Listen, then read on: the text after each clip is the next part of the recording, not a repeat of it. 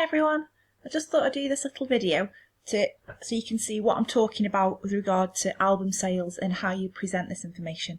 I also thought it'd be nice for you to hear my little voice as well. Oh, do you miss me? I miss you guys. Okay, right, so this is the link that's on this slide of the presentation. And this is a link which is the BPI's 2015's Music Market Report. So BPI is the British Phonographic Industry, which basically means the British music industry. And every year they'll produce a report which talks about album sales. It'll look at the relationship between audience and the digital market. It'll look at things like social media as well. So you've got a lot of key points that are on this report here, which you might want to put into your research as well.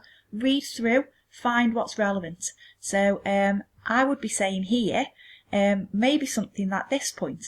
So 2.1 million LPs purchased as vinyl sales climbed 64% to a 21-year high, while decline in CD slows to 3.9% as format still accounts for 2/3, 66% of all album sales. So in terms of how you'd be explaining a point like that, you're still looking at physical music still having quite an important role with audiences in the UK. You then come down to this brilliant infographic there, okay, and I've got this open on the next tab, which is bigger.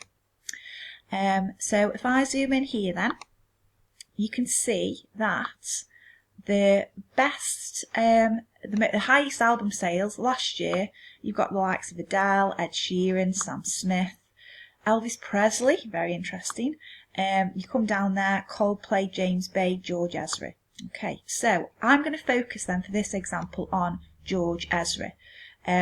So I can see now then top 10 album sales this year. So last year, sorry.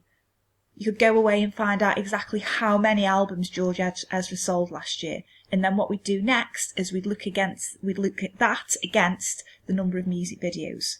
So if I come onto here then, and all I've done is just gone into George Ezra and made sure I'm on his Vivo channel. So we can see there, it's everything that's George Ezra. You've got the latest videos and you've got official videos. So we can see here then, 2 years ago, 29 million views. 2 years ago, 42 million views. 2 years ago, so Budapest, probably his most well-known song, 95 million views. Then, what you could do, you can see then that there's a direct link between the number of album sales for this artist and the number of views on YouTube. So let's do a bit more digging. Got his Wikipedia page up, and I'm looking now at the labels he signed with, Columbia, Sony. And those of you who've already perhaps done your research into somebody who signed to Columbia will know that Columbia Records is a subsidiary label of Sony. And interestingly enough as well, if we were to compare that to someone like Adele, let's say, we've got the exact same thing. Adele's also signed with Columbia and therefore Sony. So basically, that's what you should be doing. You should be reading the information released by the BPI about sort of general album sales. Decide out of those sort of top 10 artists which one you want to have a look at. Go onto YouTube, their official channel. How many views have there been for their music videos online?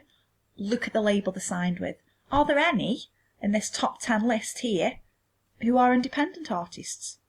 And of course, if you wanted, you can look a bit more into these other statistics at the bottom and these key points as well. Okay, good luck.